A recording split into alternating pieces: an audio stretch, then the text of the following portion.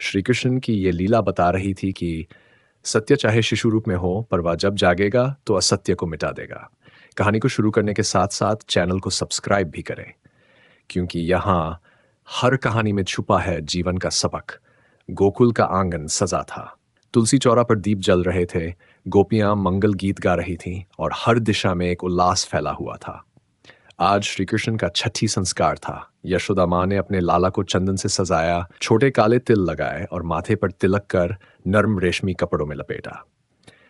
घर घर से मिठाइयाँ आई थीं, थालों में अक्षत, हल्दी और गंगाजल भरकर गोपियाँ नाचती हुई आंगन में पहुंची। गृह कार्य और पूजा की व्यस्तता के चलते यशोदा माँ ने बालकृष्ण को थोड़ी देर के लिए एक पुराने लकड़ी के शकट बैलगाड़ी जैसे रथ के नीचे सुला दिया। शकट भारी था, वर्षों पुराना, गोकुलवासी उसमें अनाज रखते थे। लेकिन किसी को यह नहीं पता था कि उस शकट में छुपा बैठा था एक राक्षस, शक्टासुर, जो कंस का भेजा हुआ था। शक्टासुर ने सोचा, इस शिशु को कुचल दूंगा, कंस प्रसन्न हो जाएगा। लेकिन वह नहीं जानता था, जिसे वह बालक समझ रहा है, वह स्वयं साक्षात परब्रह्म है।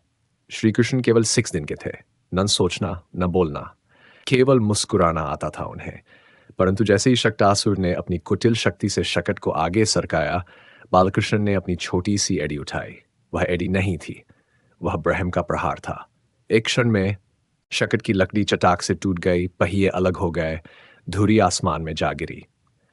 गोकुलवासियों को लगा जैसे भूकंप आ गया हो। गोपियां चीख पड़ी, लाला कहाँ है? यशोदा माँ भागी, उनके हाथ कांप रहे थे, आंखों में आंसू थे। लेकिन वहां श्री कृष्ण हंस रहे थे। वह आराम से लेटे हुए थे, उनके मुख पर दिव्यता थी और उनकी आंखों में संसार का चान। राक्षसी आत्मा निकलते हुए कह गई, यह बालक नहीं, यह ईश्वर है। नंद बाबा मौन थे, पर उनके मन में अब कोई संदेह नहीं था। यह वध केवल एक राक्षस का नहीं था, यह था एक संकेत कि अब पृथ्वी पर अधर्म छिपकर भी नहीं बच पाएगा। यदि श्री कृष्ण की यह अलौकिक लीला आपके हृदय को छू गई हो, तो इस वीडियो को लाइक करें, शेयर करें और सब्सक्राइब करें। कमेंट करें, जय बालकृष्ण, पहली ही लीला में पराक्रम। क्योंकि यह कथा नहीं, ईश्वर के जागने की पुकार।